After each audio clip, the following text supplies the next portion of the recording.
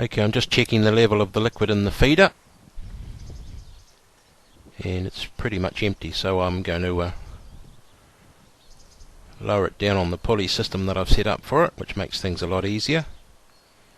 And how that works, I've got a couple of galvanized washers that are tied to this rope, and that hooks over a nail, which means I can pull it up and then set it, and then I can let it down as I am now, and I'll let it down just to a certain level,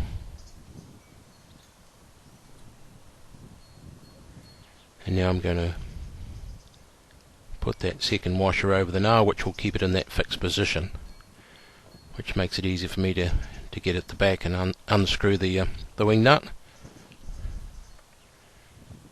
which you can see me doing now. And once I've done that, it just the casing just slides out as I'm just moving it out now. As I say, there's a little bit of liquid still left in this, so normally I wouldn't take it out when there's still a bit there. I would normally leave it until it's totally empty, but just for this exercise. Okay, so that's all there is to getting the bottle out of the feeder, and now I'll take it off to fill it up. Now here we go. Now, pretty simple exercise. I've pinched the sugar out of the pantry without my wife knowing about it, and I'm going to put in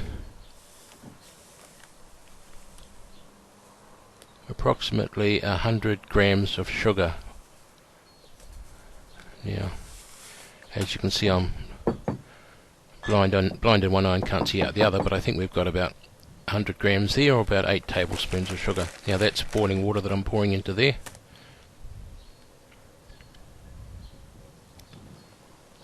Which means that it will dissolve pretty quickly.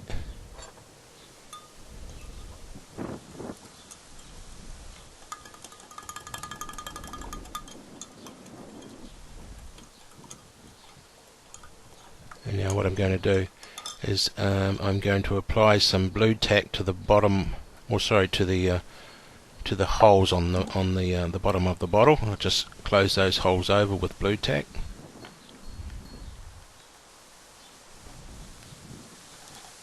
which will stop the liquid from coming out of the bottle when I pour it in. Obviously, once I've filled the bottle up, I'll pull those off. You can also use sellotape if you wish, or some other form of tape, but I find Blu Tack's probably the easiest.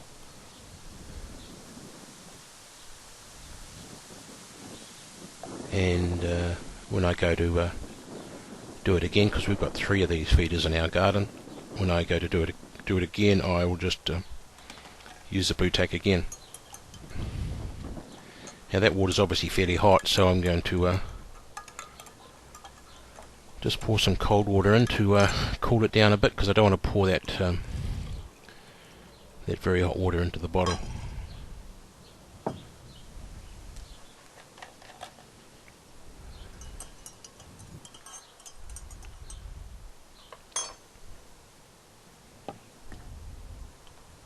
Look at that, not even a shake. Steady as she goes. Now that's just a used Coca-Cola bottle that I'm using for that, which is typically what I use in the feeder. Now I'm just going to top it up with the cold water, and I'm going to take it up to just above about 1 litre, or about 1.1 litre. I don't fill the bottle right up. So I'm going to stop it fairly soon. Okay. Oops. Yeah, don't forget the colouring rod. Now this is optional, you don't have to do this if you don't want to. I just find that putting the artificial colouring in just makes it easier to see the level of the liquid in the feeder. So I can actually spot that from quite a distance away. But as I say, this is totally optional, you don't have to do this if you don't want to. Okay, now I turn the box upside down and I slide that right in until the top of that bottle cap just hits the table. So that's really the position that it's going to slide into the feeder. Now what I do is I just remove the blue tack, just make sure there's no blue tack obstructing the holes. Put that aside for next time. Now just slowly but surely I will turn it over into the tray. Now you'll get a certain amount coming through, but it won't go through, it won't pour out rapidly because, as I say, we've got the top on it now. And that's really all there is to it. Now I'm just going to wander back down to the feeder and reinstall this.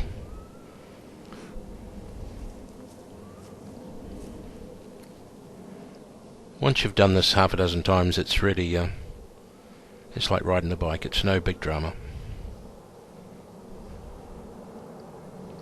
So I'm going to slide that in there.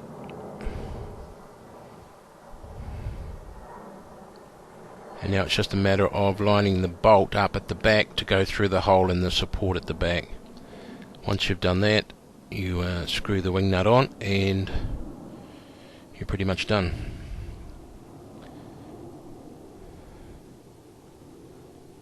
Now just lining up the bolt with the hole, a little bit tricky to start with.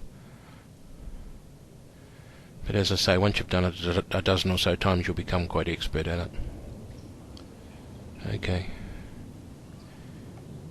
Now what I'm doing is I've got the bolt through and I'm just screwing up the wing nut at the back to keep it tight. You don't have to over tighten it, just make it finger tight is fine. Now what I do at the front is I line the box up so it's straight with the supports on the side. And we're pretty much done. The other thing to do is to reach through and push the bottle down so it sits firmly on the tray at the bottom. Now what I'm doing here is I'm just going to pull the washer off the nail and slowly but surely I'm going to pull it up to the desired height. Now as you can see, I'm just going to put that second washer on and then slowly let the slack go back. You don't want to just let it drop because you're going to have a problem that you'll have sugared water all over the place. Now what I've got here, so that the feeder itself doesn't spin in the wind, and also we view this one from our lounge window, so I want to keep the feeder in a set position all the time. So what I've got here is what I call a stabilizing string here, and it's just got a catch on the end, and I've got a small nail in the end of this bit of timber, and I just push it up and flick it over a nail that's been put into that branch there. So basically what that does, that keeps that in a fixed position rather than having the unit spin round and round in the wind. So it'll move a bit, but it's pretty stable. Now all I'm going to do now is check that everything is as it should be.